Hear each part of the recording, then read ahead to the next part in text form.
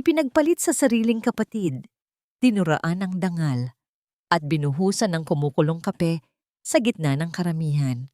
Ako si Tala, ang asawang itinuring na basahan ng isang sakim na direktor.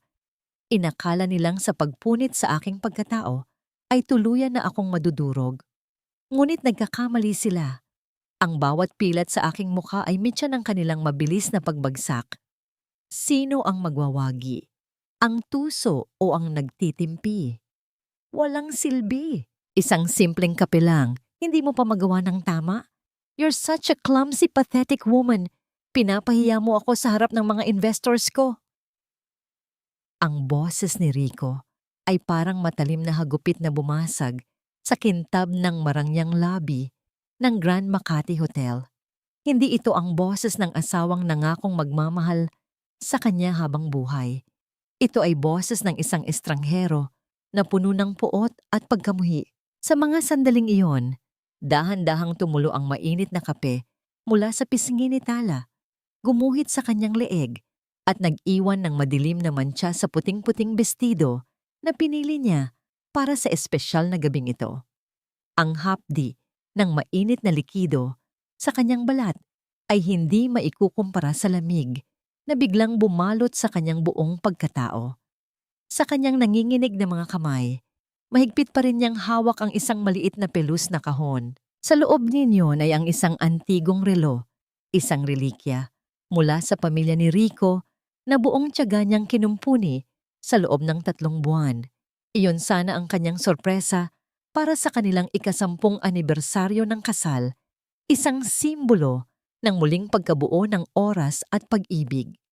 Ngunit ngayon, sa bawat patak ng kape sa sahig, tila naririnig ni Tala ang unti-unting pagkadurog ng kanyang sariling dignidad.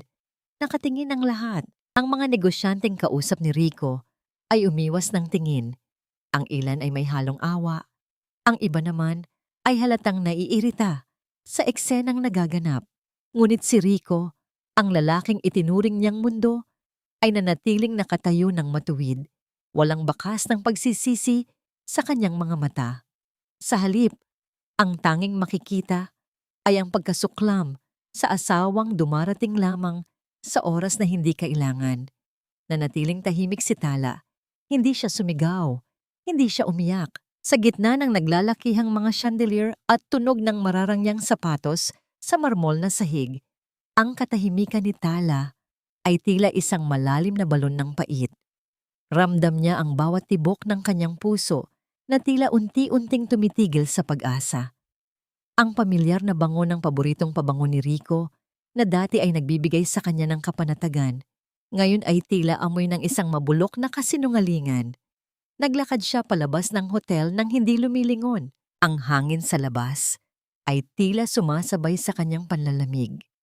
Sa loob ng sasakyan, habang hinihintay ang paghuhupa ng traffic, ang kanyang diwa ay pilit na bumabalik sa bawat sakripisyong ginawa niya.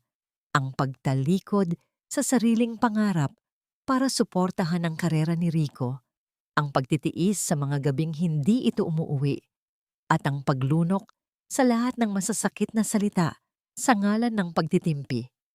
Pagdating sa kanilang mansyon, ang bawat sulok na dati niyang pinupuno ng pagmamahal ay tila naging selda. Paakyat na sana siya sa hagdan nang marinig niya ang isang pamilyar na boses mula sa silid-aklatan. Boses yon ni Rico na tila naunang umuwi gamit ang ibang sasakyan. Ngunit ang tono ng kanyang pananalita ay malayo sa galit na ipinakita niya kanina. Malambing ito, punong-puno ng pag-aalaga. Huwag kang mag-alala, Zia. Konting tiis na lang. I'll make sure kukunin natin ang titulo ng ancestral house ng pamilya niya sa Vigan. Kapag nakuha ko na ang pirma ng hangal na yon, itatapon ko na siya na parang basurang walang pinagkakitaan. We deserve that property more than she does. Isang matamis na hagikhik ang sumagot kay Rico. Ang boses ni Zia, ang ampon na kapatid na itinuring ni Tala na parang sariling dugo.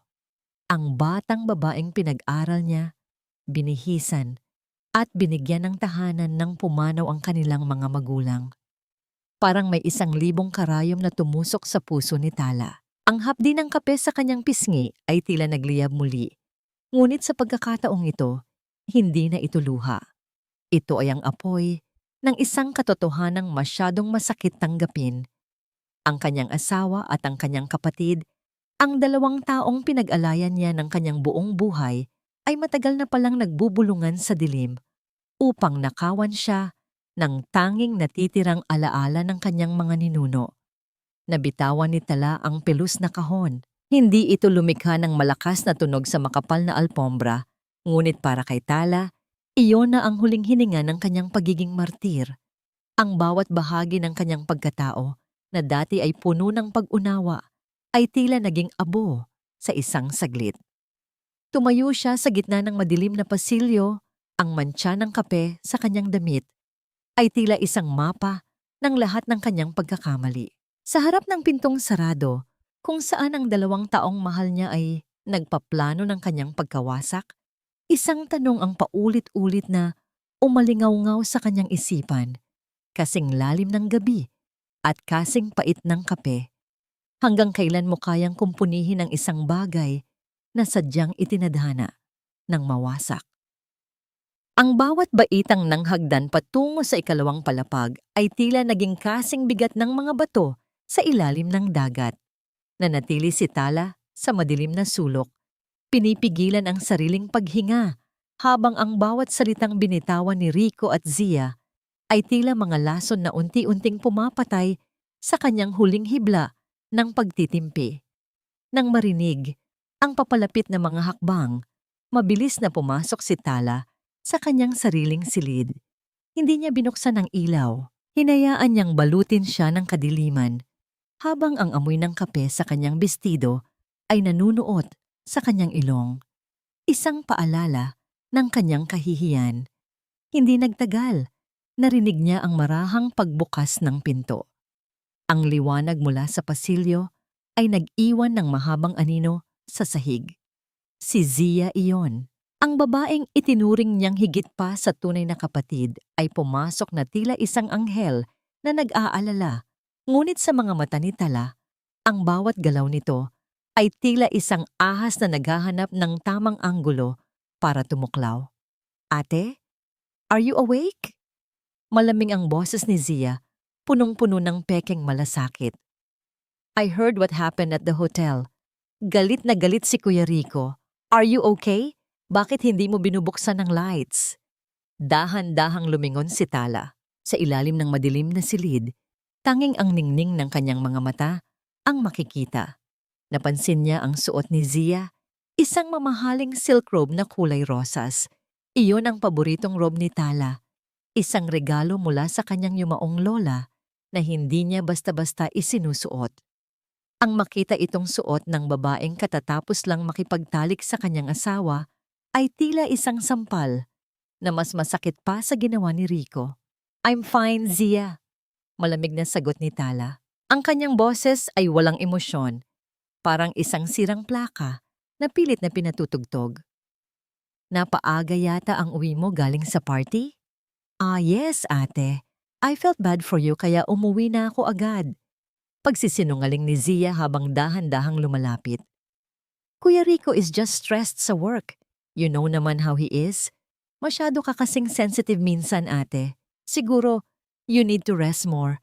Hayaan mo na si kuya sa akin. I'll talk to him para hindi na siya magalit sa'yo. Hayaan mo na si kuya sa akin." Ang mga salitang yon ay tila may dobling kahulugan na nagpapakulo sa dugo ni Tala.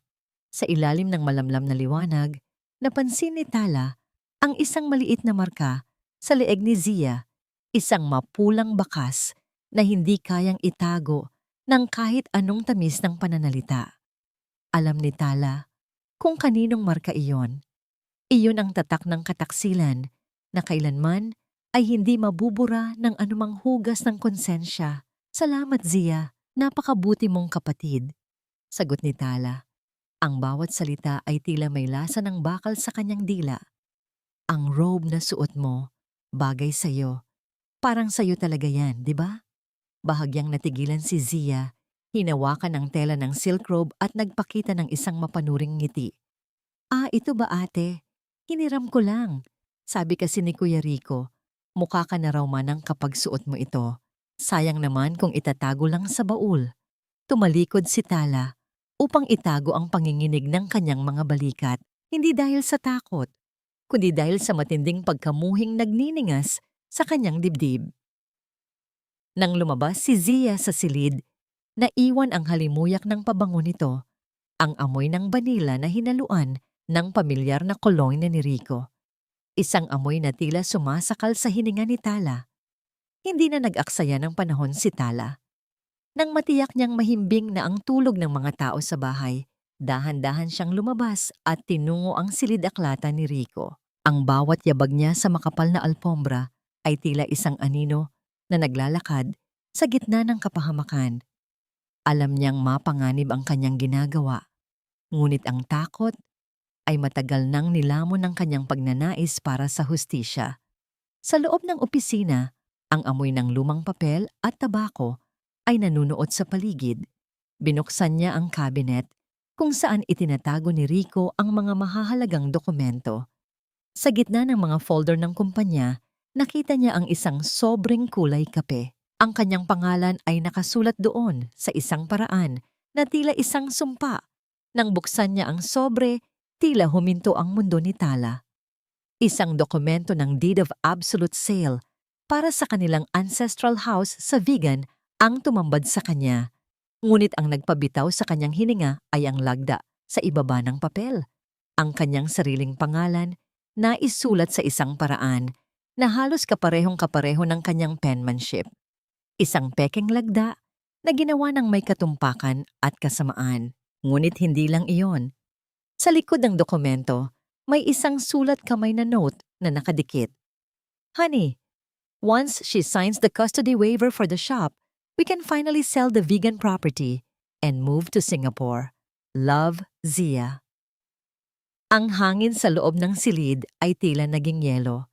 Hindi lang ang kanyang bahay ang gustong kunin ng mga ito, pati ang kanyang dangal at ang huling alaala ng kanyang ama ay balak nilang ipagbili sa pinakamababang halaga. Biglang narinig ni Tala ang tunog ng susi na pumapasok sa trangka ng pinto ng opisina. Ang pag-ikot ng doorknob ay tila isang hatol ng kamatayan sa katahimikan ng gabi. Wala siyang mapagtataguan. Ang anino ng isang tao ay dahan-dahang lumalaki sa sahig mula sa siwang ng pinto. Huwag mong kalimutan kung nasaan ka, Tala. You are just a daughter of a failed antique dealer na pinulot namin sa hirap. Utang mo sa pamilyang ito ang bawat butil ng kanin na kinakain mo. Ang boses ni Doña Aurora ay kasing talas ng bilyon-bilyong kristal na bumabasag sa katahimikan ng hapagkainan. Kahit ang sikat ng araw na pumapasok sa malalaking bintana ng dining hall ay tila hindi kayang bigyan ng init ang nanlalamig na pakiramdam ni Tala. Nakaupo siya sa harap ng kanyang biyenan. Ang bawat himaymay ng kanyang katawan ay naninigas sa ilalim ng mapanghusgang tingin ng matanda. Sa harap ni Tala ay isang plato ng marangyang almusal na tila naging lasang abo sa kanyang bibig. Nakatayo sa gilid si Zia, kunwari ay nag-aayos ng bulaklak sa florera, ngunit ang mapang-uyam nitong sulyap ay hindi nakaligtas sa pansin ni Tala. Alam niya, ang ahas na ito ang nagsumbong sa matanda tungkol sa nangyari kagabi. Mama, hindi ko po sinasadyang mapahiya si Rico, mahinang sagot ni Tala. Ang kanyang mga mata ay nanatiling nakatitig sa kanyang kandungan. Ngunit hinarap niya ako sa maraming tao at ano? Binuhusan ka ng kape? Kasalanan mo yun. Pagputol ni Doña Aurora, sabay bagsak ng kanyang kubyerto sa mamahaling porselana. Ang tunay na tunog ng metal sa pinggan ay tila isang babala. Isang karangalan ang maging asawa ng isang Rico de Vega. Ang trabaho mo ay manatiling maganda, tahimik at sumunod. Pero ano ang ginawa mo? You made him look like a monster in front of his investors. Humigpit ang kapit ni Tala sa kanyang sariling laylayan. Ang hapdi sa kanyang pisngi mula sa paso ng kape kagabi ay tila muling kumirot. Ngunit mas masakit ang katotohanang ang pamilyang itinuring niyang sarili ay mas pinahahalagahan ang image kaysa sa kanyang kapakanan. Mama, I've given everything for this family. Bulong ni Tala, ang kanyang boses ay nanginginig sa pigil na emosyon. Iniwan ko ang sarili kong career, ang sarili kong pangarap, para lang maging anino ni Rico. Is that not enough? Tumawa ng mapakla si Doña Aurora, isang tunog na walang bahid ng ligaya. Tumayo siya at dahan-dahang lumapit kay Tala. Ang bawat hakbang ng matanda sa makintab na sahig ay tila tunog ng isang paparating na hatol. Career? Ang pagbubutil-butil ng mga lumang kahoy at pagdidikit ng mga basag na paso? That is not a career, Tala. That is a hobby for the poor. Panunuya ng matanda. Hinawakan niya ang baba ni Tala at sa pilitang iniharap sa kanya. Huwag mong gagamitin ang salitang sakripisyo sa harap ko. Noong namatay ang mga magulang mo at naiwan kang baon sa utang, sino ang nagbayad ng lahat? Sino ang nagligtas sa iyo mula sa kalsada? Ang anak ko.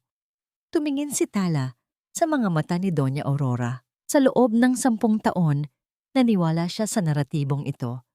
Naniwala siyang may utang na loob siya, kaya kailangan niyang tanggapin ang bawat sampal, bawat insulto, at bawat pagtataksil. Ngunit matapos makita ang mga dokumento kagabi, alam na niyang ang lahat ng ito ay isang malaking bitag. Ang pamilyang ito ay hindi siya iniligtas. Kinuha nila siya upang magkaroon ng libreng alipin at makuha ang kanyang mga ari-arian sa vegan. I want you to apologize to Rico tonight. Utos ni Doña Aurora, ang kanyang mukha ay ilang pulgada na lamang ang layo mula kay Tala. At pirmahan mo ang mga dokumentong ibibigay niya sa iyo mamaya. It's for the expansion of the business. Huwag kang maging pabigat, Tala. Isipin mo ang utang na loob mo. Dahan-dahang tumayo si Tala. Sa unang pagkakataon sa loob ng 1 dekada, hindi siya umiwas ng tingin. Ang kanyang tindig ay tila isang antigong rebulto na sa kabila ng mga bitak ay nananatiling matatag. Ang utang na loob, Mama, ay binabayaran ng pasasalamat, hindi ng buong pagkatao. Mahinahon, ngunit mariing sabi ni Tala. Ang katahimikan sa loob ng silid ay tila naging isang kable na biglang napatid. Namula ang mukha ni Doña Aurora sa galit. Hindi niya inaasahan na ang maamong tupa na 10 taon niyang niyurakan ay matutong sumagot. Isang mabilis na paggalaw ng kamay ang humati sa hangin. Ang malakas na tunog ng palad na tumama sa balat ay umalingaw-ngaw sa buong dining hall. Tumagilid ang mukha ni Tala sa lakas ng sampal ni Doña Aurora. Ang init ng palad ng matanda ay nanatili sa kanyang pisngi, nag-iiwan ng mapulang marka sa ibabaw ng peklat mula sa kape kagabi. Ngunit walang luhang pumatak, walang daing na lumabas. Dahan-dahang hinarap muli ni Tala ang kanyang biyenan. Ang kanyang mga mata ay hindi na puno ng takot, kundi ng isang malamig at nakakakilabot na determinasyon. Sa mga sandaling iyon, ang huling tanikala ng utang na loob na gumagapos sa kanya ay tuluyan ng naputol. Tapos na po ba kayo, Mama? Tanong ni Tala sa isang boses na kasing lamig ng kamatayan. Napaatras si Doña Aurora, ang kanyang kamay ay nanginginig pa rin sa galit. O marahil ay sa biglaang takot na nakita niya sa mga mata ng manugang. Si Zia naman ay napatitig. Ang mapanuyang ngiti nito ay biglang naglaho. Tumalikod si Tala at naglakad palabas ng silid ng walang pasabi. Sa bawat hakbang niya, nararamdaman niya ang bigat na nawawala sa kanyang balikat. Ngunit sa likod ng kanyang isipan, alam niyang hindi dito nagtatapos ang gabi. May isang huling sorpresa si Rico para sa kanya, at ito ay isang bagay na maaaring tuluyang magpabagsak sa kanya o maging susi ng kanyang kalayaan. Ang bawat pag-ikot ng gulong ng bus patungo sa Hilaga ay tila isang dahan-dahang pagpunit sa makapal na piring na nakabalot sa mga mata ni Tala. Habang lumalayo ang mga nagtataasang gusali ng Makati, unti-unti ring naglalaho ang bigat sa kanyang dibdib. Pinalitan ng pamilyar na amoy ng basang lupa at lunti ang bukirin. Pagkalipas ng 10 taon, sa wakas, muling sasalubungin ni Tala ang tanging lugar na tumanggap sa kanya ng buong buo, ang vegan. Pagbaba niya sa terminal, ang hangin ay may halong amoy ng lumang kahoy at kasaysayan. Sumakay siya sa isang kalesa at ang bawat padyak ng kabayo sa mga batong kalsada ng Calle Crisologo ay tila isang himig na nagpapatahan sa kanyang nagigimbal na diwa. Huminto ang kalesa sa harap ng isang malaking bahay na bato na kahit may mga bakas na ng lumot at bitak ay nananatiling nakatayo nang may dangal sa gitna ng nagbabagong panahon. Dahan-dahang itinulak ni Tala ang mabigat na pintong narra. Isang mahinang tunog ng pagkiskis ng kahoy sa sahig ang bumati sa kanya. Kasunod ang halimuyak ng alikabok at alaala. Walang nagbago. Ang mga upuang muebles, ang malalaking bintanang gawa sa kapis, at ang amoy ng nakaraan ay tila naghihintay lamang sa kanyang pagbabalik. Pumunta siya sa kusina at nakita ang matandang si Aling Rosa, ang katiwala ng bahay na itinuring na rin niyang ina. Sa gitna ng mesa may nakahandang bagong luto na sinangag at pritong tuyo. Ang usok mula sa mainit na kanin ay sumasayaw sa hangin, kasabay ng nakakatakam na amoy ng bawang at asin. Naupo si Tala at kumuha ng isang dakok ng kanin. Sa unang subo pa lamang, tila gumuho ang lahat ng pader na itinayo niya sa Manila. Ang simpleng lasa ng tuyo at sinangag ay mas masarap pa sa anumang marangyang piging sa hotel. Dahan-dahang pumatak ang kanyang mga luha, bumabagsak sa ibabaw ng kanin. Hindi ito luha ng pait, kundi luha ng isang pagod na manlalakbay na sa wakas ay nakauwi na sa kanyang tunay na tahanan. Ramdam niya ang bawat butil ng kanin na tila humihilom sa kanyang nagugutom na kaluluwa. Matapos kumain, pumasok si Tala sa kanyang lumang silid gawaan. Ang mga kagamitan sa pagpapanumbalik ng mga antiko ay maayos na nakasalansan. Hinaplos niya ang isang lumang liyabe at ang mga pait na minana pa niya sa kanyang ama. Sa bawat haplos, tila bumabalik ang lakas sa kanyang mga daliri. Dito, siya ay hindi lamang asawa ni Rico. Siya ay si Tala, ang dalubhasang kamay na kayang magdugtong ng mga pirasong akala ng lahat ay wala ng silbi. Nabalik lamang ang kanyang diwa nang marinig ang tatlong marahang katok sa pinto ng kanyang shop. Isang lalaking may matikas na tindig at matalinong paningin ang nakatayo doon. Siya si Leandro, ang batang manananggol na dati ay kaibigan ng kanyang ama at ngayon ay isa ng tanyag na tagapagtanggol ng mga naaapi. Mabuti at nakauwi ka na, Tala. Panimula ni Leandro. Ang boses nito ay may lalim ng malasakit.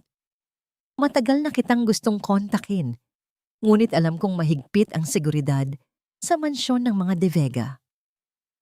Marami akong nalaman, Leandro, bulong ni Tala habang inaayos ang isang basag na florera. Gusto nilang kunin ang bahay na ito. Pineke nila ang pirma ko. Lumapit si Leandro at inilapag ang isang makapal na folder sa ibabaw ng mesa. Ang tunay na bigat ng mga papel sa kahoy ay tila nagbigay ng seryosong tono sa paligid. Hindi lang ang bahay na ito ang nakataya, Tala, sabi ni Leandro. Ang kanyang mga mata ay nagbabala. Inimbestigahan ko ang mga transaksyon ni Rico sa ilalim ng kanyang kumpanya. He's not just a greedy businessman. He's into something much deeper and illegal. Ginagamit niya ang pangalan mo para itago ang mga bakas ng kanyang mga nakaw na yaman. Binuksan ni Tala ang folder. Nakita niya ang mga bank statements at mga kontratang may mga pangalang hindi pamilyar. Ngunit ang lahat ay may kaugnayan sa kanyang mga pirma, mga pirmang hindi niya kailanman ginawa.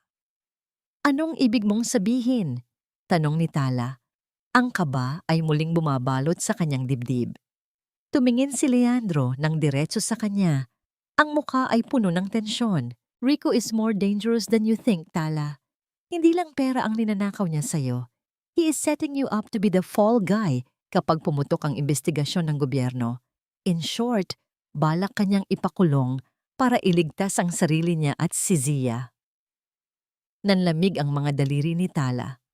Ang folder na hawak niya ay tila naging kasing init ng kape na ibinuhos sa kanya ni Rico, nagpapaalala na ang laban na ito ay hindi lamang para sa kanyang bahay, kundi para sa kanyang sariling kalayaan.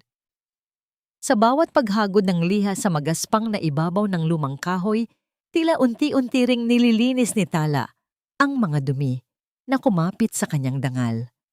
Ang kanyang silid gawaan sa vegan ay nababalot ng amoy ng barnis at sariwang supil ng kahoy. Isang amoy na para sa kanya ay mas mabango pa kaysa sa pinakamahal na pabango sa Makati. Sa loob ng ilang linggo, ang kanyang mga kamay na dati ay nanginginig sa takot ay naging matatag at tumpak na muli. Dito, sa gitna ng katahimikan ng gabi, isinasagawa ni Tala ang kanyang pinakamalaking lihim. Isang antigong altar na gawa sa ivory at gintong dahon ang nakalatag sa kanyang mesa. Ito ay pag-aari ni Don Teodoro, isang makapangyarihang bilyonaryo na kilala sa pagiging mailap ngunit tapat na kolektor. Walang nakakaalam na si Tala ang inupahan nito upang ibalik ang dating ningning ng altar na itinuturing ng basura ng ibang eksperto. "You're doing a great job, Tala. Don Teodoro will be impressed," wika ni Leandro habang dahan-dahang sumasandal sa hamba ng pinto. Ang kanyang tinig ay may halong paghanga. Kapag natapos mo ito, hindi mo na kailangan pang umasa sa kahit isang sentimo mula kay Rico. Ngumiti si Tala ng bahagya, ngunit ang kanyang mga mata ay nanatiling nakatitig sa kanyang ginagawa. "Hindi lang ito tungkol sa pera, Leandro. Ito ang aking sandata. Sa bawat bahagi ng altar na ito na naisa sa ayos ko, nararamdaman kong nabubuo ko ring muli ang sarili ko. Rico and Zia think you're here rotting in poverty." Dagdag ni Leandro, ang kanyang mukha ay naging seryoso. "Tumawag sa akin ang isa sa mga tauhan nila. Balita nila ay nababaliw ka na raw dito sa probinsya. They're laughing at you, Tala. Sinasabi ni Zia sa lahat na namamalimos ka na raw ng pagkain kay Aling Rosa." Bahagyang huminto ang mga daliri ni Tala. Isang matalim na sakit ang gumuhit sa kanyang dibdib sa pag-iisip na ang kanyang pagdurusa ay ginagawang katatawanan ng mga taong pinaglingkuran niya.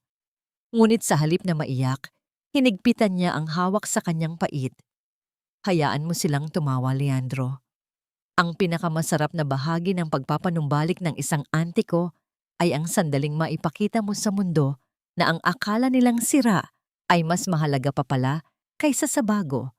Tugon ni Tala sa isang boses na puno ng paninindigan. Nabalik ang katahimikan sa silid, isang katahimikan na tanging ang mahinang pagkiskis ng mga kagamitan ang naririnig.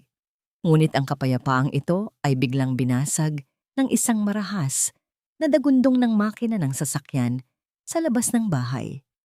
Ang malakas na pagpreno at ang pagbagsak ng pinto ng sasakyan ay tila isang malakas na kulog na yumanig sa pundasyon ng lumang mansyon. Puno ng kaba, lumapit si Tala sa bintana. Ang kanyang puso ay nagsimulang tumibok ng mabilis nang makita ang isang itim at marangyang SUV na nakaparada sa tapat ng kanilang gate. Mula rito, bumaba si Rico. Suot nito ang kanyang mamahaling suit, ngunit ang kanyang mukha ay balot ng puot at pagmamayabang. Mukhang banyaga ang kanyang presensya sa payapang kalsada ng vegan. Pumasok si Rico sa bahay ng walang pasintabi. Ang bawat hakbang ng kanyang sapatos sa sahig ay tila isang paglapastangan sa kabanalan ng tahanan ni Tala. "So, dito ka lang pala nagtatago sa mabahong lungga na ito?" Bungad ni Rico. Ang kanyang boses ay umaalingaw sa sala. Tiningnan niya ang paligid ng may pagkadiri. "Akala ko ba ay naghihingalo ka na? You look surprisingly well. Too well for a woman who has nothing." Lumapit si Tala sa kanya, pilit na pinatitigas ang kanyang muka. "Ano ang ginagawa mo rito, Rico? Wala kang karapatang pumasok dito." Tumawa si Rico, isang tunog na puno ng panunuya, bago inilabas ang isang makapal na sobre mula sa kanyang bag. Ibinagsak niya ito sa mesa, sa tabi mismo ng mga kagamitan ni Tala sa paggawa. "I'm here to end this drama, Tala," malamig na sabi ni Rico.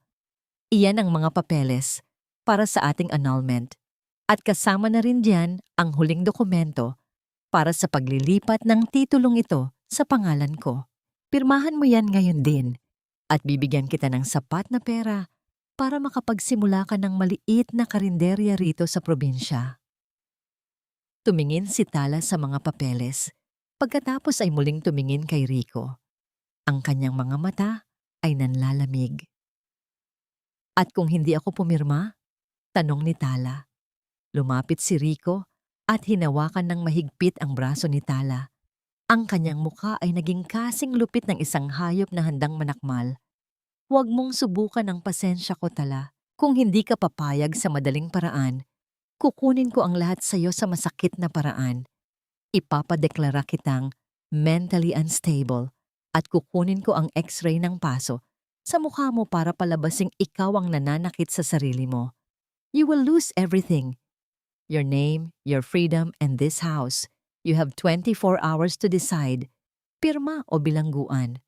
Binitawan ni Rico ang braso ni Tala nang may puwersa, dahilan upang mapaatras ang babae.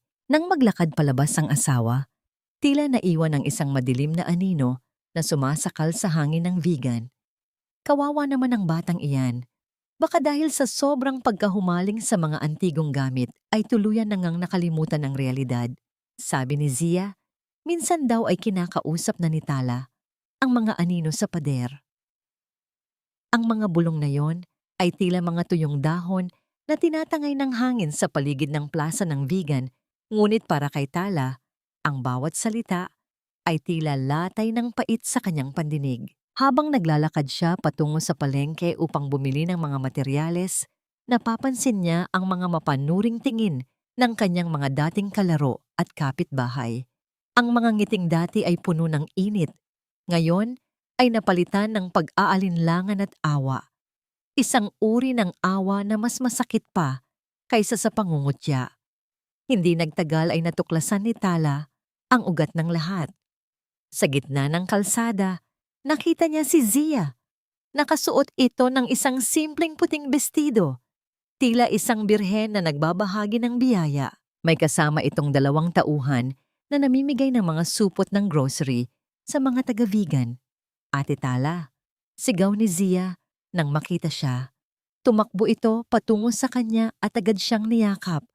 Ngunit ramdam ni Tala ang paninigas ng katawan ng dalaga. Isang yakap na walang init. Isang yakap na pang-display lamang para sa mga nanonood. Ate, bakit ka lumabas? Sabi ko naman sa'yo, magpahinga ka lang sa bahay. I'll take care of everything. Don't worry, hindi kami magagalit ni Kuya Rico kahit hindi mo na kami nakikilala minsan. Nanigas ang buong katawan ni Tala. Ang bawat salitang binitawan ni Zia ay sadyang itinaas ang boses upang marinig ng mga taong nakapaligid sa kanila. Anong ibig mong sabihin, Zia? I am perfectly fine. Matigas na sagot ni Tala habang dahan-dahang kumakawala sa yakap. See? You're getting agitated again. Malungkot na sabi ni Zia. May kasama pang pagpunas ng pekeng luha sa kanyang mga mata. Humarap siya sa mga tao. Pasensya na po kayo kay Ate Tala. Mula po nang maaksidente siya sa kape at ma-stress sa trabaho, naging ganito na siya. Minsan ay hindi niya alam ang sinasabi niya. Please, hiling ko lang po ay huwag niyo siyang pagtatawanan. Intindihin niyo na lang po ang kalagayan niya. Ang marang bulungan ng mga tao ay muling uminit. Nakita ni Tala ang pagtango ng mga matatanda, ang pag-iling ng mga nanay. Ang bawat supot ng grocery na hawak nila ay tila naging kabayaran para sa paniniwala sa kasinungalingan ni Zia. Ang perang ginamit sa pagbili ng mga yon ay ang perang ninakaw ni Rico at Zia mula sa kanyang sariling pinaghirapan. Hindi na nakasagot si Tala. Alam niyang sa sandaling magsalita siya nang may galit, lalong mapapatunayan ang naratibong baliw na ipinapakalat ng kanyang kapatid. Tumalikod siya at mabilis na naglakad pabalik sa mansyon. Ang kanyang mga hakbang ay tila tinutugis ng mga mapanghusgang bulong. Pagdating sa bahay, sinalubong siya ng isang nakabibinging katahimikan. Ngunit hindi ito ang katahimikang nagbibigay ng kapayapaan. Ang hangin sa loob ng bahay ay tila naging malapot at mahirap lang hapin. Nang papasok na siya sa kanyang silid-gawaan, biglang sumulpot si Rico mula sa anino ng malaking hagdanan. Nagustuhan mo ba ang munting palabas ng asawa ko? Panunuya ni Rico. Ang kanyang mga mata ay nanunuot sa dilim. I told you, Tala, I have the resources to make the whole world believe that the sun rises in the west. At sa tingin mo ba ay maniniwala sila sa isang baliw na babaeng may peklat sa mukha? Hindi mo ako matatakot, Rico. Ang katotohanan ay hindi nabubura ng grocery bags. Sagot ni Tala. Bagaman ang kanyang puso ay tila isang ibon na nagpupumiglas sa loob ng kanyang dibdib. Ngumiti si Rico, isang ngiting kasing talas ng labahaha. We'll see about that. Dahil bukas, may darating na mga doktor mula sa Manila. Sila ang magbibigay ng opisyal na diagnosis sa'yo. At kapag sinabi nilang hindi ka naligtas para sa sarili mo, dadalhin ka namin sa isang pasilidad kung saan hindi mo na makikita ang araw. Doon, mabubulok ka kasama ng mga alaala mo. Bago pa makasagot si Tala, mabilis na lumapit si Rico at itinulak siya papasok sa kanyang silid-gawaan. Ang marahas na tunog ng pag-ikot ng susi mula sa labas ay tila isang hatol ng kamatayan. Diyan ka lang, Tala. Mag-isip ka ng mabuti hanggang bukas. Ang pirma mo o ang kalayaan mo? Sigaw ni Rico mula sa kabila ng pinto. Naiwang mag-isa si Tala sa loob ng madilim na silid. Ang tanging liwanag ay ang sinag ng buwan na dumadaan sa pagitan ng mga rehas ng bintana. Napaupo siya sa sahig. Ang kanyang mga kamay ay humahawak sa malamig na kahoy ng kanyang mesa. Ramdam niya ang panginginig ng kanyang buong pagkatao. Nakakulong siya sa sarili niyang tahanan, itinaboy ng sarili niyang bayan, at pinagtaksila ng mga taong mahal niya. Ngunit sa gitna ng kadiliman, naramdaman ng kanyang mga daliri ang isang matigas na bagay sa ilalim ng mesa. Ang kanyang secret compartment. Doon ay nakatago ang recorder na ibinigay ni Leandro. Sa gitna ng kanyang takot, isang kislap ng pag-asa ang muling nabuhay. Magagawa kaya niyang makatakas bago sumikat ang araw? O tuluyan na siyang lalamunin ng bitag na inihanda para sa kanya? Ang kadiliman sa loob ng silid-gawaan ay tila isang malapot na kumunoy na unti-unting lumalamon sa pag-asa ni Tala. Nakaupo siya sa sahig. Ang kanyang likod ay nakasandal sa malamig na paa ng kanyang mesa. Sa bawat paghinga niya, nalalanghap niya ang amoy ng barnis at alikabok. Mga amoy na dati ay nagbibigay sa kanya ng kapayapaan. Ngunit ngayon, ay tila naging amoy ng sarili niyang libingan. Nararamdaman niya ang panginginig ng kanyang mga kamay. Hindi dahil sa ginaw, kundi dahil sa hapdi ng katotohanang ang mga taong pinag-alayan niya ng buhay ay ang siya ring nagkulong sa kanya sa dilim. Ngunit sa gitna ng kanyang kawalan ng pag-asa, narinig niya ang isang bahagyang kaluskos mula sa kabilang panig ng bintanang may rehas. Hindi ito ang marahas na tunog ng mga tauhan ni Rico. Ito ay isang marahang pagkiskis ng sapatos sa damuhan, sinundan ng mahinang pag-alog ng bakal sa trangka ng bintana. Tala, Tala, nandito ako. Ang boses ni Leandro ay tila isang mainit na sinag ng araw na tumagos sa kanyang nanlalamig na sistema. Mabilis na gumapang si Tala patungo sa bintana. Sa ilalim ng malamlam na sinag ng buwan, nakita niya ang mukha ni Leandro, puno ng pag-aalala at determinasyon. Leandro, paano ka nakarating dito? Bulong ni Tala. Ang kanyang boses ay nanginginig sa pagitan ng takot at ligaya. Huwag ka nang magtanong. Alam ko ang mga lihim na lagusan ng bahay na ito mula pa noong bata tayo. Sagot ni Leandro habang dahan-dahang ginagamitan ng liyabe ang lumang trangka. Sa halip na gumamit ng dahas, alam ni Leandro kung aling bahagi ng bakal ang dapat pindutin upang bumukas ito ng walang ingay. Sa isang iglap, bumukas ang bintana. Halika na, Tala. Kailangan nating umalis bago magising ang mga demonyo sa kabilang silid. Sa tulong ni Leandro, dahan-dahang nakalabas si Tala. Ang malamig na hangin ng gabi ay humahalik sa kanyang pisngi, tila isang paalala na siya ay humihinga pa. Tumakbo sila patungo sa isang lumang bodega sa dulo ng bayan, isang lugar na hindi aakalain ni Rico na pupuntahan nila. Sa loob ng bodega, nababalot ng liwanag ng isang maliit na lampara, inilatag ni Leandro ang mga dokumentong nakuha niya mula sa mga lumang record ng munisipyo. Ang paligid ay tahimik, tanging ang tunog ng paglipat ng mga pahina ang naririnig. Sa mga sandaling iyon, habang magkatabi silang nagtatrabaho, naramdaman ni Tala ang isang uri ng kaligtasan na matagal na niyang kinalimutan. Isang beses, habang sabay nilang inaabot ang isang papel, bahagyang nagdikit ang kanilang mga balat. Isang kuryente ng kaba at pag-asa ang gumuhit sa braso ni Tala. Ngunit agad din niyang binawi ang kanyang kamay. Ang kanyang puso ay tumitibok ng mabilis sa gitna ng tensyon. Tala, tingnan mo ito. Seryosong sabi ni Leandro.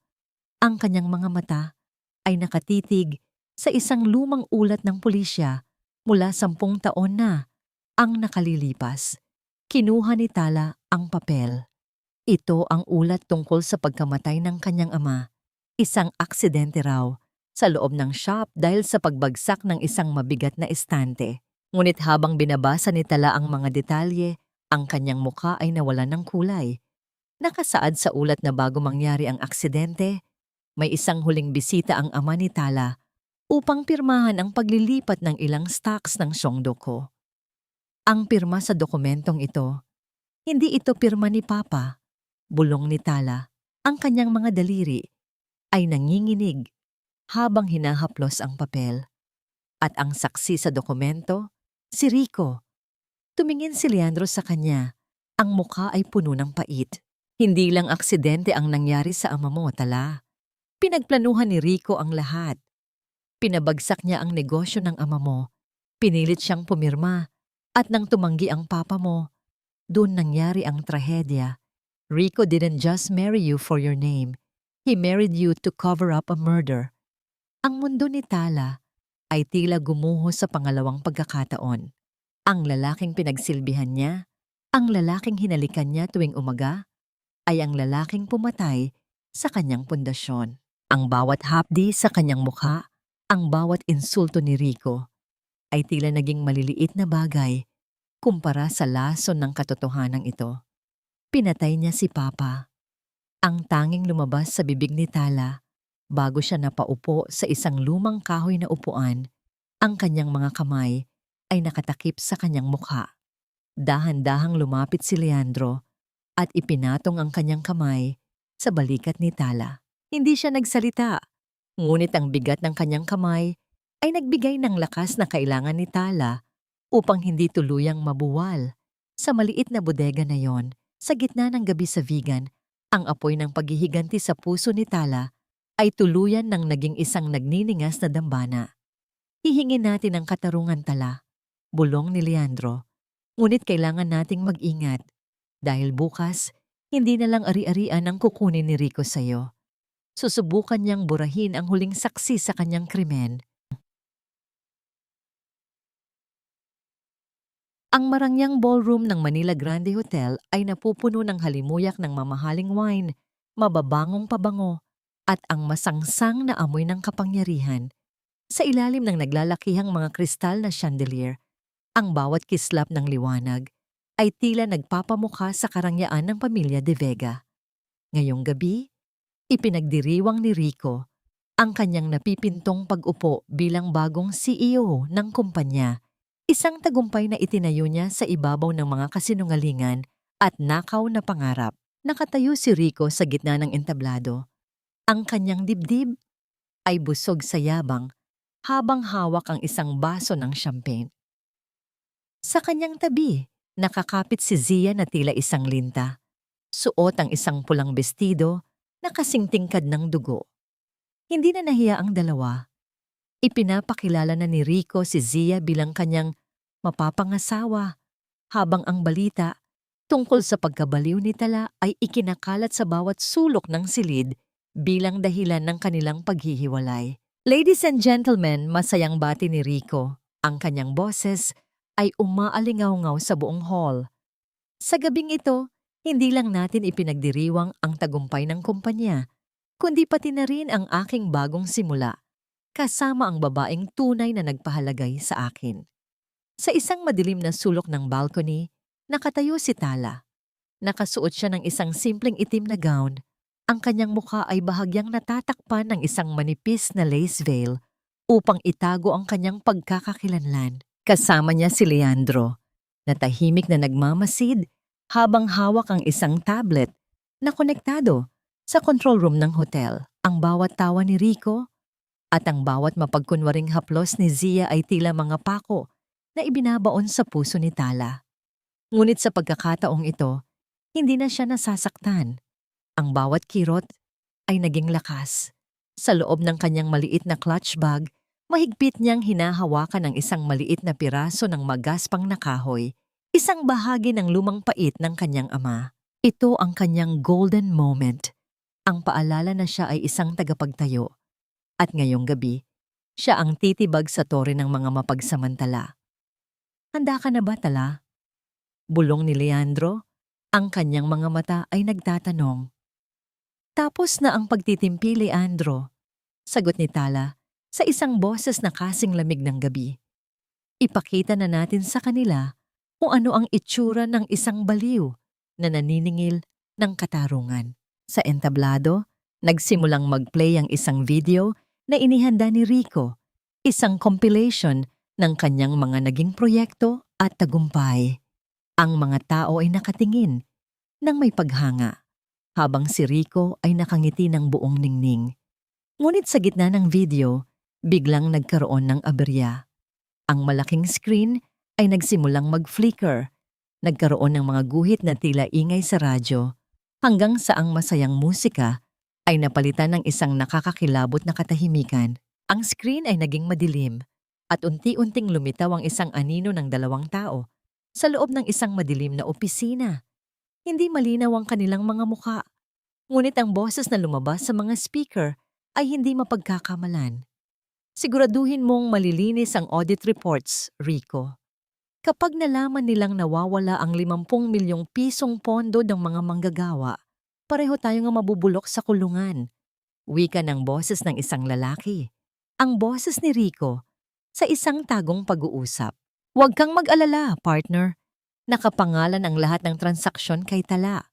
Sa oras na magkagulo, siya ang itatapon natin sa mga aso. I've already prepared the mental health evaluation. Walang maniniwala sa isang asawang baliw. Sagot ng boses na walang bahid ng awa. Ang buong ballroom ay naging kasing tahimik ng isang sementeryo. Ang mga baso ng champagne ay nanatiling nakabitin sa hangin. Ang nangiti ni Rico ay tila isang maskara na dahan-dahang natutunaw. Habang si Zia ay napaatras, ang kanyang mukha ay naging kasing puti ng papel. Ngunit ang video ay hindi pa natatapos. Isang bagong imahe ang lumitaw. Isang lihim na dokumento na may pirma ni Rico.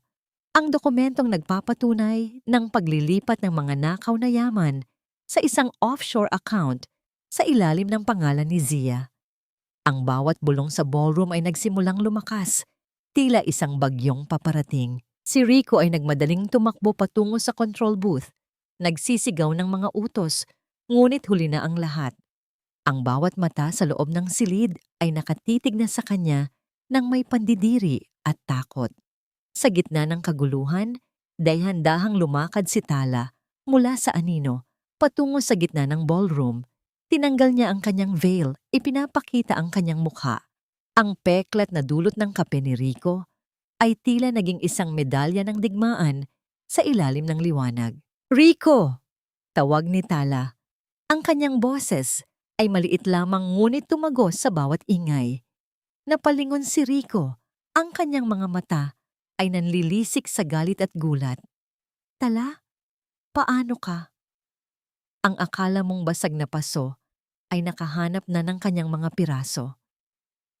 Rico, sabi ni Tala habang dahan-dahang itinaas ang kanyang kamay. At ngayong gabi, Ang oras na ninakaw mo sa akin ay tuluyan ng huminto. Biglang bumukas ang malalaking pinto ng ballroom. Ang tunay na tunog ng mabibigat na sapatos sa marmol ay tila isang hatol. Isang grupo ng mga lalaking nakauniforme ng National Bureau of Investigation ang pumasok. Ang kanilang mga tsapa ay nagniningning sa ilalim ng mga chandeliers here. Tala, anong kahibangan ito? Sinisira mo ang buhay ko dahil lang sa isang aksidente? You're mentally unstable. Huwag kayong maniwala sa kanya. Ang asawa ko ay may sakit sa isip. Ang boses ni Rico ay pumailan lang sa buong ballroom, puno ng desperation at puot. Ang kanyang mga mata ay nanlilisik, tila isang hayop na nasukol sa sulok. Sinubukan niyang humakbang patungo sa direksyon ni Tala, ngunit hinarangan siya ng dalawang opisyal ng NBI. Ang bawat salita niya ay tila isang desperadong pagtatangka na ibalik ang maskarang dahan-dahan nang nalalaglag mula sa kanyang mukha. Nanatiling nakatayo si Tala sa gitna ng silid. Ang kintab ng mga chandelier ay tumatama sa kanyang itim na gown, ngunit ang mas nakakakuha ng atensyon ng lahat ay ang peklat sa kanyang pisngi na hindi na niya itinatago. Sa ilalim ng malakas na ilaw, ang balat na minsang nasunog sa init ng kape ay tila naging isang mapa ng lahat ng kanyang tiniis. Aksidente, Rico. Ang boses ni Tala ay kalmado, ngunit ang bawat pantig ay may bigat ng 10 taong pagtitimpi. Ang paghalinghing mo sa harap ng mga investors habang binubuhusan mo ako ng kumukulong likido ay hindi aksidente. Ang paggawa ng pekeng diagnosis upang ipakulong ako sa isang mental facility ay hindi aksidente. At ang pagpatay sa aking ama para lamang makuha ang kanyang negosyo, iyon ba ay aksidente rin? Isang malakas na pagsinghap ang nagmula sa mga manonood. Ang mga bulong-bulungan ay tila isang malakas na agos ng tubig na hindi na mapigilan. Ang mga taong kanina lang ay bumabati kay Rico ay dahan-dahang nagsisiatras, tila ayaw madikitan ng dumi ng isang kriminal. Wala kang ebidensya. Gawa-gawa mo lang ang lahat. Sigaw ni Rico. Ang pawis ay gumugulong na sa kanyang noo. Lumingon siya kay Zia na nanginginig na nakatayo sa tabi ng entablado. Zia, sabihin mo sa kanila. Sabihin mo sa kanila na nagsisinungaling siya. Ngunit si Zia, sa halip na sumunod, ay dahan-dahang lumayo kay Rico. Ang kanyang mukha na dati ay puno ng tamis ay napalitan ng isang maputlang takot. Alam ni Zia na palubog na ang barko at bilang isang ahas, ang tanging instinto niya ay iligtas ang sariling balat. I was forced, Ate Tala. Biglang sigaw ni Zia. Ang kanyang mga mata ay nagpapakita ng pekeng luha na tila isang teleseryeng bida. Binantaan niya ako. Sabi ni Rico, papatayin niya rin ako gaya ng ginawa niya sa papa mo kapag hindi ako sumunod sa kanya. Siya ang nagplano ng lahat, ate. I was just a victim too. Ang kataksilan ni Zia ay tila isang huling saksak sa likod ni Rico. Napanganga ang lalaki, hindi makapaniwala na ang babaeng kinalantarin niya sa likod ng kanyang asawa ay ang siya ring unang maghuhulog sa kanya sa bangin. You batch. Ikaw ang may gusto ng lahat ng ito. Ikaw ang humingi ng Singapore property. Sigaw ni Rico habang tinatangkang abutin si Zia, ngunit mabilis siyang napigilan ng mga awtoridad. Lumapit si Tala kay Rico hanggang sa ilang pulgada na lang ang pagitan nila. Nararamdaman niya ang init ng galit na nagmumula sa lalaki, ngunit sa pagkakataong ito, hindi na siya napaatras. Ang kanyang puso ay tumitibok ng may kaayusan, tila isang relo na matapos ang mahabang panahon ay muling naitama ang oras. Inakala mo, Rico, na dahil isa lang akong tagakumpuni ng mga lumang gamit, ay hindi ko kayang buuin ang sarili kong buhay. Bulong ni Tala. Ang kanyang tinig ay sapat na para marinig ng mga nasa malapit. But you forgot one thing. An expert in restoration knows how to look beneath the surface. Nakita ko ang bawat bitak sa iyong pagkatao at ngayong gabi ang lahat ng iyong kasinungalingan ay tuluyan ng nadurog. Dahan-dahang inilabas ni Leandro ang isang folder at iniabot sa pinuno ng NBI. Nandyan ang lahat ng orihinal na dokumento na tinangka niyang sunugin. Kasama na ang confession ng tauhan niyang inutusan niyang manabutahe sa shop ng ama ni Tala. 10 taon na ang nakalilipas. Rico de Vega, you are under arrest for plunder, falsification of public documents, and the murder of Eduardo Santos. Habang kinakabitan ng posa si Rico, ang tunay na tunog ng bakal na naglalapat ay tila isang musika sa pandinig ng mga biktima ng kanyang kasakiman. Ang marahas na pagpupumiglas ni Rico at ang kanyang mga mura ay hindi na nagbigay ng takot kay Tala. Pinanood niya itong kaladkarin palabas ng ballroom. Sa harap ng lahat ng mga taong dati ay pinabilib nito. Lumingon si Tala kay Zia na sinusubukan ding tumakas sa gitna ng kaguluhan. Zia! Tawag ni Tala. Tumigil ang dalaga. Ang kanyang katawan ay nanginginig sa takot. Ate, please, patawarin mo ako. Pamilya tayo, di ba? Tumingin si Tala kay Zia ng may malalim na awa. Ang pamilya ay hindi nagtataksil, Zia.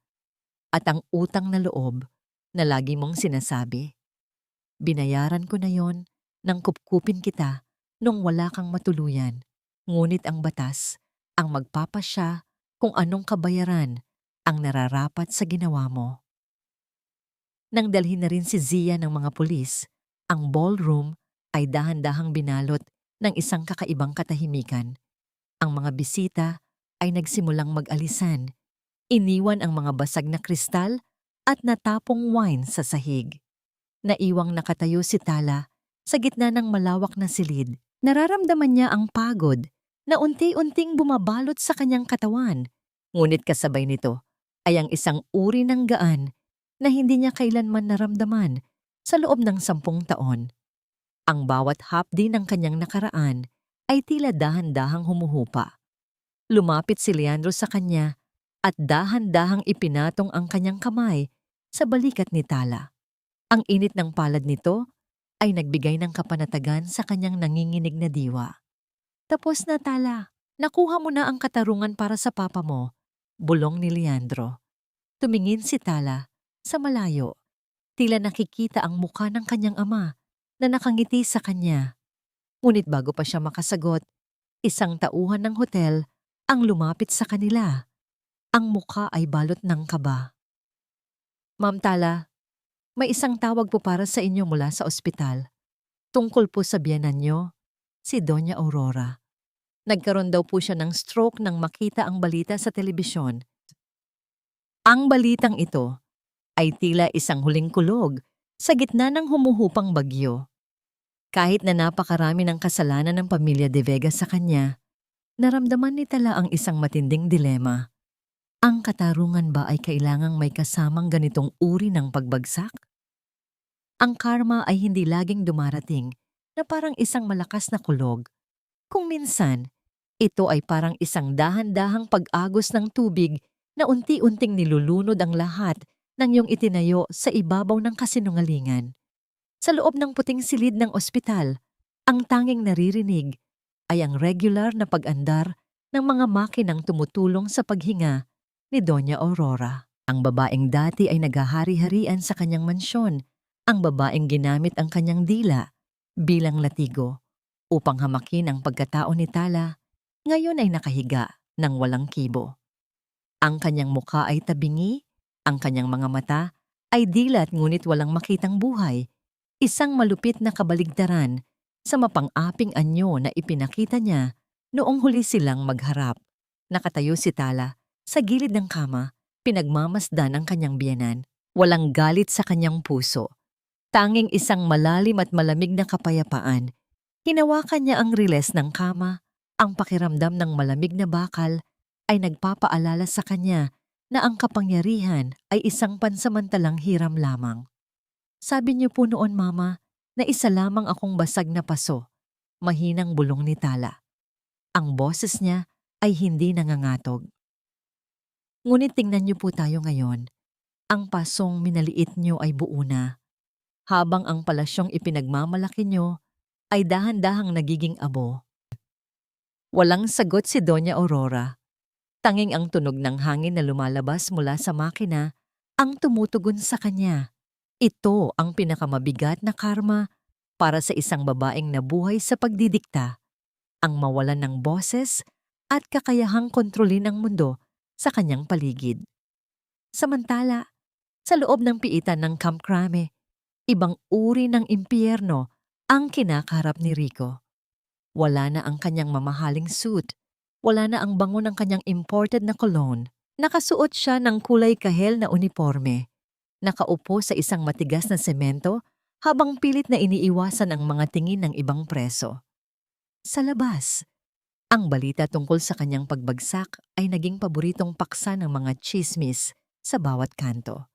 Ang kumpanyang inalayan niya ng kanyang kaluluwa ay idineklara ng bangkarote at ang mga ari-ariang kinuha niya ng sapilitan ay isa-isang binabawi ng gobyerno. Nang bumisita si Tala sa piitan upang dalhin ang huling mga papeles ng kanilang paghihiwalay, hindi niya makilala ang lalaking nasa harap niya. Ang buhok ni Rico ay gulo-gulo. Ang kanyang mga mata ay namumula sa puyat at takot. Tala, please, help me. Pagsusumamo ni Rico, ang kanyang mga kamay ay nakakapit sa rehas na bakal. Kausapin mo si Leandro. Sabihin mo, babayaran ko ang lahat. I'll give you the vegan house back. Just get me out of here. You still love me, right? We're family. Tumingin si Tala kay Rico nang may halong pandidiri. Family? Rico, ang pamilya ay hindi pumatay ng ama. Ang pamilya ay hindi nagtatangkang ipakulong ang asawa sa mental facility para lang makuha ang pera. Ang mahal mo lang ay ang sarili mo at ang kapangyarihang dulot ng pangalan mo. Tala, huwag kang maging ganyan. I did it for us, para sa future natin. Sigaw ni Rico. Ang kanyang boses ay nanginginig sa desperation. Wala nang tayo, Rico. Ipinanganak ako sa vegan na may dangal. At ngayong araw, kukunin ko ang dangal na yon pabalik. Sabi ni Tala, habang iniaabot ang huling dokumento sa abogado. Ang tanging future na mayroon ka ay ang 4 na sulok ng seldang ito. Nang tumalikod si Tala, narinig niya ang marahas na paghampas ni Rico sa mga rehas at ang kanyang mga mura na puno ng pagsisisi na huli na ang lahat. Ang tunay na tunog ng bakal na nagtatama ay tila isang tuldok sa mahabang kabanata ng kanyang pagdurusa. Ngunit ang karma ay hindi nakalimot kay Zia. Ang ahas na nag-akalang makakatakas siya ay naging isang parang palaboy sa lipunang dati ay pilit niyang pinapasukan. Dahil sa video na kumalat, wala nang kumpanyang gustong tumanggap sa kanya. Ang mga kaibigan niyang mayayaman ay tila nagkaroon ng amnesia at hindi na siya kilala. Nakita siya ng mga saksi na lumalabas mula sa isang maliit at madilim na boarding house. Ang kanyang mga mamahaling gamit ay isa-isang isinasangla para lamang may maipakain sa sarili. Ang kagandahang ipinagmalaki niya ay unti-unting naging maputla at tuyo dahil sa stress at kahihiyan. Sa bawat hakbang ni Zia sa kalsada, nararamdaman niya ang mga matang nakatingin sa kanya, hindi dahil sa paghanga, kundi dahil sa pagkilala sa babaeng nagtaksil sa sariling kapatid. Ang kahihiyan o hiya na dati ay wala sa kanyang bokabularyo, ay naging isang mabigat na krus na kailangan niyang pasanin habang buhay. Naglakad si Tala palabas ng presinto patungo sa naghihintay na sasakyan ni Leandro. Ang sikat ng araw sa Manila ay tila hindi na kasing lupit ng dati. Sa wakas, Tala, malaya ka na, sabi ni Leandro habang binubuksan ng pinto para sa kanya. Malaya na ako, Leandro, sagot ni Tala. Ang kanyang mga mata ay nakatingin sa malayo. Ngunit bago ako tuluyang magsimula ng bagong buhay, may isa pa akong dapat gawin sa vegan. Kailangan kong ibalik ang mga piraso ng aking ama sa lugar kung saan sila nararapat. Habang umaandar ang sasakyan, nakita ni Tala sa side mirror ang imahe ng presinto na dahan-dahang lumiliit. Kasabay nito ang paglalaho ng bawat pait at bawat hapdi na idinulot ng pamilya De Vega. Ang ganti ay hindi kailangang maging marugo. Kung minsan, sapat na ang panoorin ang mundo na ibalik sa mga masasamang tao ang bawat sakit na kanilang itinanim. Ang amoy ng sariwang barnis at ang maindayog na tunog ng mga pait na tumatama sa kahoy ang nagsisilbing musika sa loob ng lumang mansyon sa Vigan. Hindi na ito ang bahay na puno ng alikabok at kalungkutan. Ngayon, ang bawat sulok nito ay humihinga ng bagong buhay. Sa tapat ng pintuan, isang simpleng karatula ang nakasabit. Talas Restoration and Sanctuary. Ito ay hindi lamang isang paggawaan ng mga antigong kagamitan, kundi isang silungan para sa mga kababaihang ang mga puso ay tila mga basag na paso na pilit na binubuo muli. Sa isang sulok ng bayan, malayo sa karangyaan ng Manila, si Zia ay nakayuko habang naglalampaso ng sahig sa isang maliit at mainit na karinderya. Ang kanyang mga kamay, na dati ay tanging mga mamahaling designer, bags lamang ang hawak, ngayon ay puno na ng paltos at amoy ng sabon at sebo. Nararamdaman niya ang mga matang nakatingin sa kanya mula sa mga customer, ang mga bulong-bulungan na hindi na niya kayang takbuhan.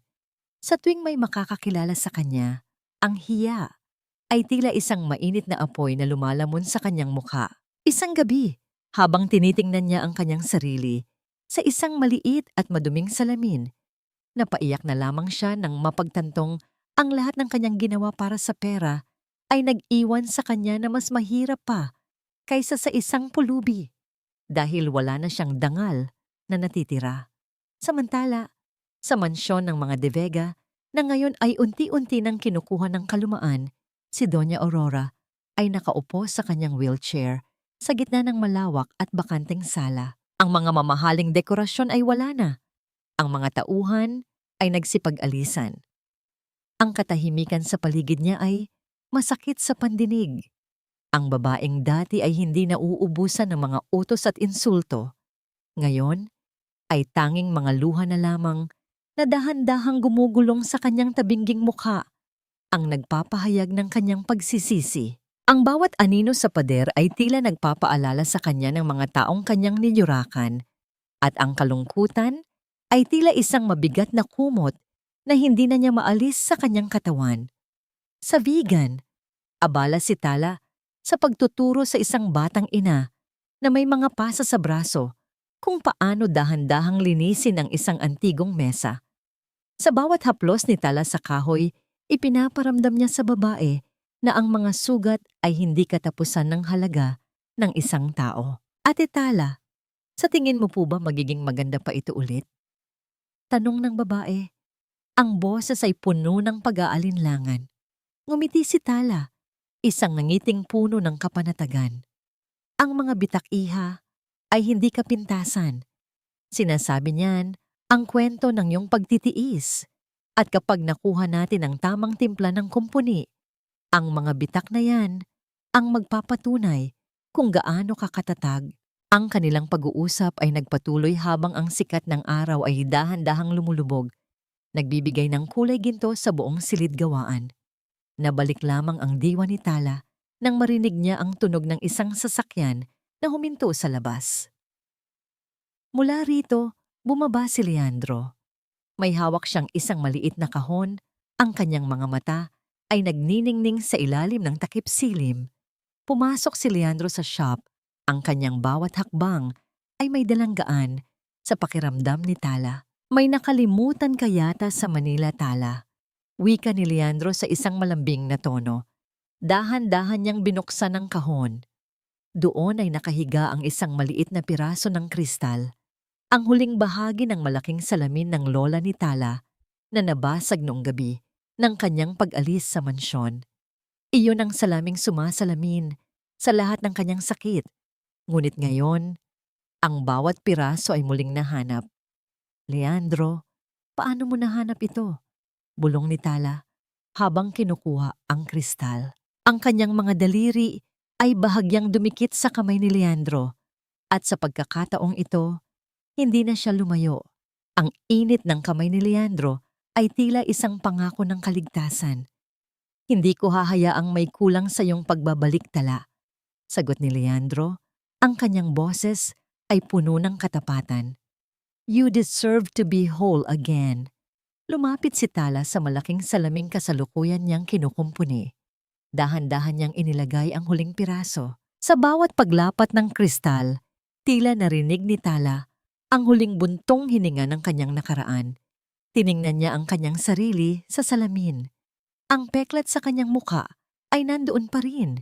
Ngunit sa unang pagkakataon, hindi na niya ito nakikita bilang isang kapintasan.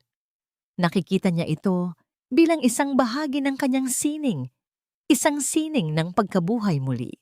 Nang lumingon siya kay Leandro, nakita niya ang paghanga sa mga mata nito. Isang paghangang hindi para sa kanyang ganda, kundi para sa kanyang kaluluwa.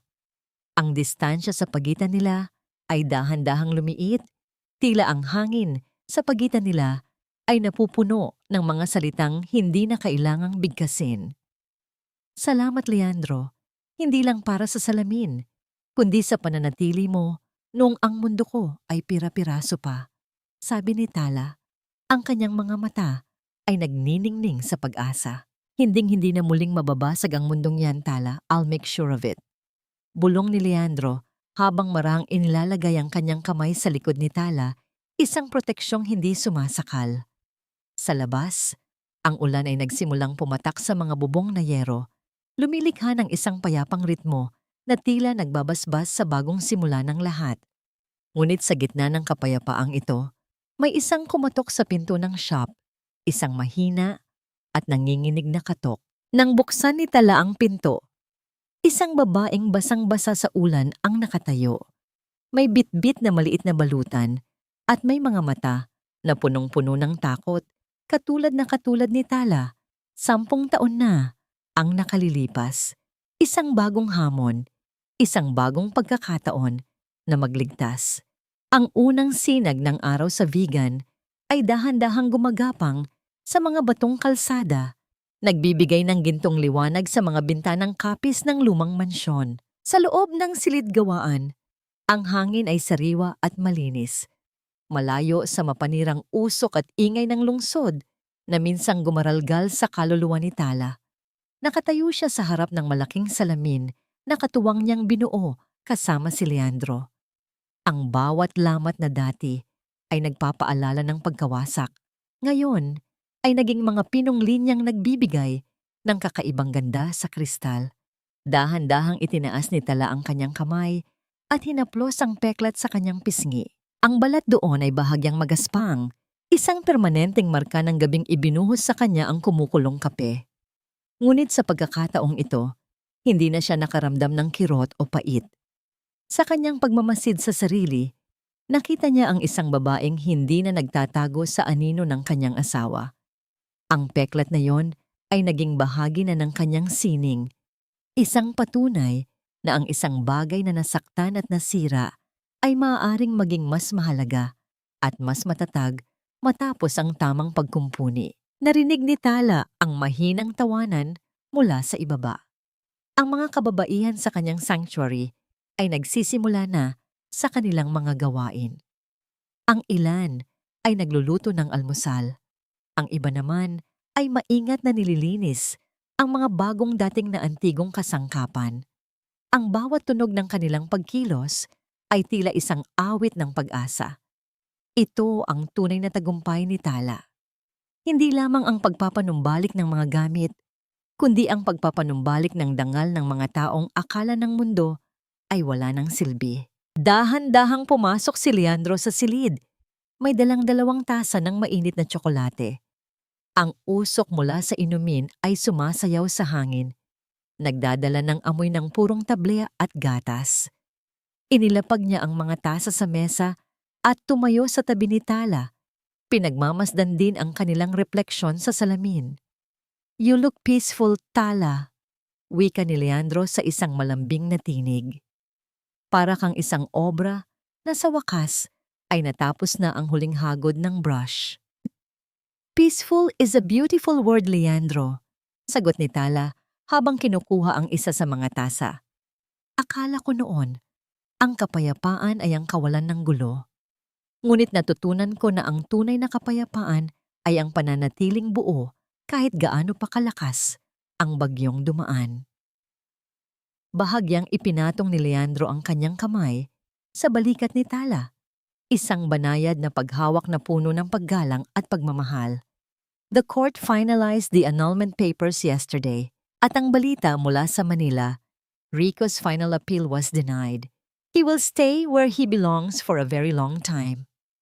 Zia, she's still struggling but that is a path she chose for herself. Tumango si Tala, nagpakawala ng isang malalim na hininga. Justice has a way of finding its home, Leandro. Hindi na sila bahagi ng kwento ko. Today, I'm closing that book and starting a new one. Tumingin si Tala kay Leandro. Ang kanyang mga mata ay nagniningning sa ilalim ng liwanag ng umaga. Ang tensyon ng nakaraan ay napalitan ng isang tahimik na pag-unawa sa pagitan nilang dalawa. Ang pag-ibig na dahan-dahang umusbong sa gitna ng trahedya ay tila isang matatag na pundasyon na handang harapin ang anumang bukas. Walang marangyang pangako, walang mabulaklak na salita. Tanging ang init ng kanilang mga kamay na naglalapat at ang katahimikang puno ng katapatan. Nabalik ang kanilang pansin nang marinig ang marahang katok sa pintuan ng mansyon sa ibaba. Isang tunog ng pag-asa na palaging nagpapaalala kay Tala ng kanyang misyon. Dahan-dahan silang bumaba ni Leandro. Magkahawak kamay na tinahak ang hagdan ng kahoy na tila may sariling musika sa bawat hakbang. Sa pinto, nakatayo ang babaeng dumating kagabi. Tuyong-tuyo na ang kanyang mga damit at ang kanyang mukha ay bahagyang maaliwalas na, bagaman nandoon pa rin ang bakas ng takot sa kanyang mga mata. Hawak niya ang isang maliit na balutan, ang tanging natitirang ari-arian niya sa mundo. Ate Tala, ready na po ba ako magsimula? Tanong ng babae. Ang boses ay nanginginig, ngunit may bakas ng determinasyon. Lumapit si Tala at hinawakan ang kamay ng babae.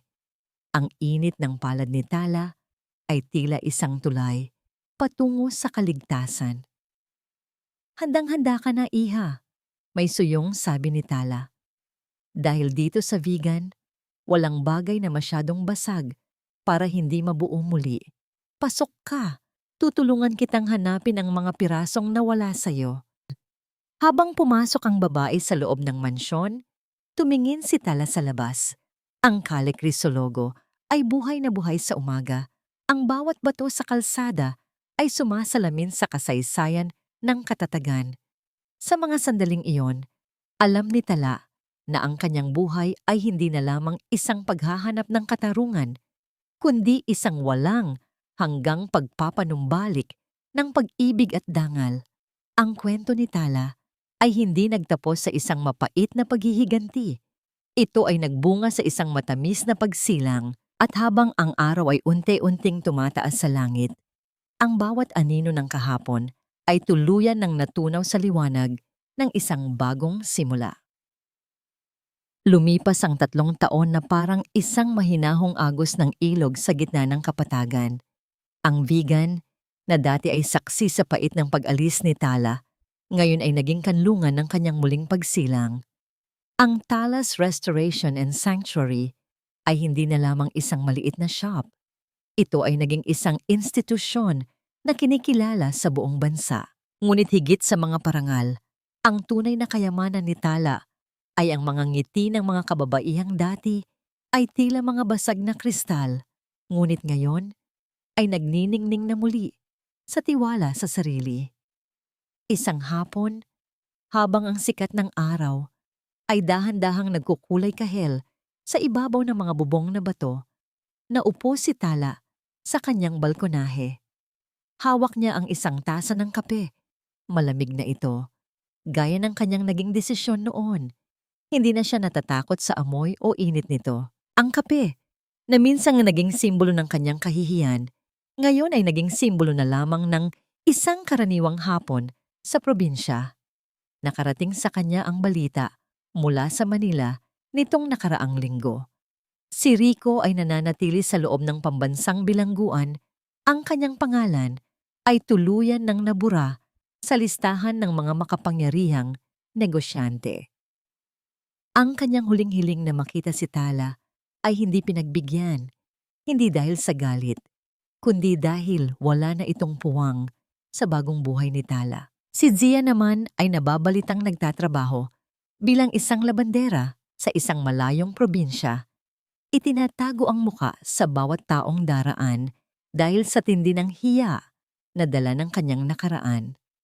At si Doña Aurora, pumanaw ito ng payapa sa isang nursing home, dala ang katahimikang siya rin ang nagpataw sa kanyang sarili. Naitanong ni Leandro kay Tala noong isang gabi, habang naglalakad sila sa Calle Crisologo, kung napatawad na ba niya ang mga ito. Napatawad ko na ang sarili ko, Leandro, ang naging sagot ni Tala habang nakatingin sa mga bituin. Ang pagpapatawad sa kanila ay hindi nangangahulugang kailangan ko silang tanggapin muli. Ito ay ang pagbitaw sa huling tali ng puot na nag-uugnay sa akin sa kanila. Malaya na ako dahil hindi na sila ang nagpapatakbo ng damdamin ko. At doon nahanap ni Tala ang tunay na kapayapaan. Isang kapayapaang hindi nakadepende sa paghingi ng tawad ng iba, kundi sa sariling pagtanggap sa bawat pilat ng nakaraan. Ang kanyang sanctuary ay patuloy na lumalago at sa bawat babaeng pumapasok sa kanyang pinto, nakikita ni Tala ang kanyang sarili. Vulnerable, ngunit may kakayahang bumangon. Dahan-dahang lumapit si Leandro sa kanya at ipinatong ang isang mainit na kumot sa kanyang balikat. Lumalalim na ang gabi, Tala. Ang mga bata sa sanctuary ay naghihintay na sa iyong kwento. Gumiti si Tala at tumayo. Hinawakan niya ang kamay ni Leandro. Ang kanilang mga daliri ay naglapat nang may sapat na higpit upang iparamdam ang suportang kailanman ay hindi bumitaw. Sa kanyang paglalakad patungo sa loob ng bahay, naramdaman ni Tala ang presensya ng kanyang ama sa bawat amoy ng lumang kahoy. Ang katarungan ay hindi lamang ang pagkukulong sa masama. Ito ay ang pagpapatuloy ng mabuting nasimulan, ang aral na nais iwan ni Tala sa bawat nakikinig sa kanyang kwento ay simple lamang. Huwag matakot mabasag. Ang bawat tao ay parang isang antigong kagamitan. Maaring mabalot tayo ng alikabok ng pagsubok, maaring magkaroon tayo ng mga bitak dahil sa pagtataksil, at maaari tayong ituring na basura ng mga taong hindi nakakaalam ng ating tunay na halaga. Ngunit sa kamay ng tamang pagmamahal, lalo na ang pagmamahal sa sarili, ang bawat piraso ay maaring mabuo muli. Ang mga peklat natin ay hindi tanda ng ating pagkatalo.